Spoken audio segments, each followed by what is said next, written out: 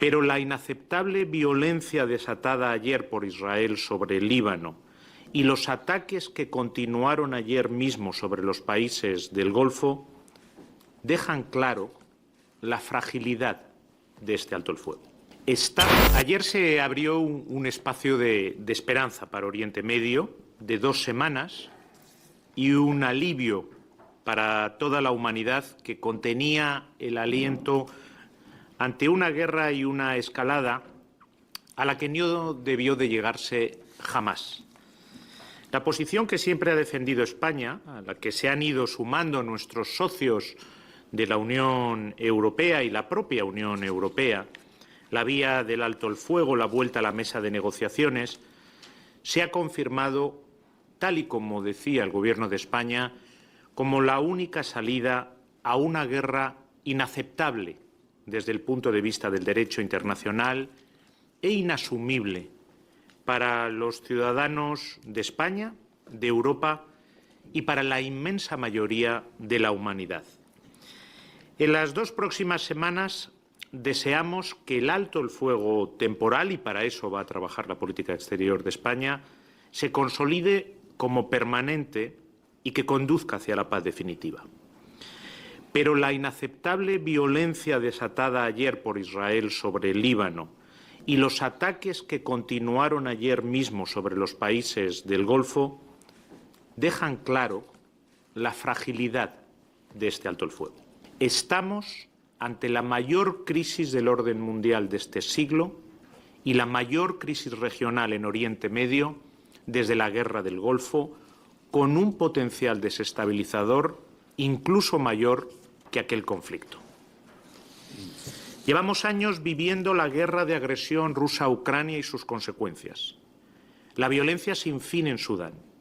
Vemos la terrible situación humanitaria en Líbano, presiones inaceptables sobre la Unión Europea, hechos que no constituyen una sucesión de acontecimientos aislados, sino que están conectados, que marcan una dirección e indican un sentido.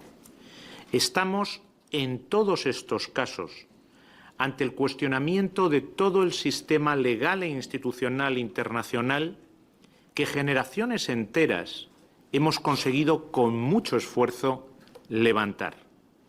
El cuestionamiento de todas las prácticas y los valores que dieron sentido a ese sistema de paz, de cooperación, que llamamos el orden internacional y sobre el que se funda el proyecto europeo. Tras el cuestionamiento de instituciones como Naciones Unidas, lo que se esconde es el rechazo a la paz como objetivo, al diálogo, al entendimiento como método, a la negociación como herramienta, a la resolución pacífica de controversias y la cooperación internacional. Tras el recurso a la guerra como herramienta política, late el rechazo a la idea misma de humanidad, de una naturaleza esencial compartida, que se traduce en los mismos derechos de cualquier pueblo y cualquier país, a la paz, a la seguridad y a la vida. Estamos ante el mayor ataque a la civilización construida desde el ideal humanista de la razón, de la paz, del entendimiento. Y la ley universal, frente al abuso del poder, la fuerza bruta y la arbitrariedad. Conviene tener esto presente en cualquier diagnóstico que hagamos. No estamos ante un cambio de orden a otro. No se está decidiendo eso en Palestina, en Irán, ni en Ucrania. Tampoco en Washington, en Moscú, en Pekín o en Bruselas. Lo que se está decidiendo es si queremos el orden de paz o el caos de la guerra, la ley o el abuso, el diálogo o el enfrentamiento permanente y sin tregua. Señorías, desde el pasado 28 de febrero, Oriente Medio vive el conflicto más extendido de toda su historia contemporánea y que ya ha causado en el mundo la crisis energética más aguda desde los años 70 del siglo pasado. Esta guerra, desencadenada por el ataque unilateral de Israel y de Estados Unidos a Irán, se superpone el recrudecimiento de la violencia y la inestabilidad que está afectando gravemente a toda la región y muy especialmente a Palestina y a Líbano.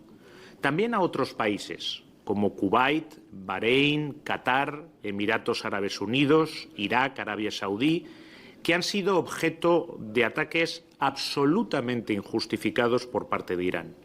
También Turquía, socio de la OTAN, e incluso Chipre, miembro de la Unión Europea, ha sufrido estos ataques. Todos ellos son amigos de España.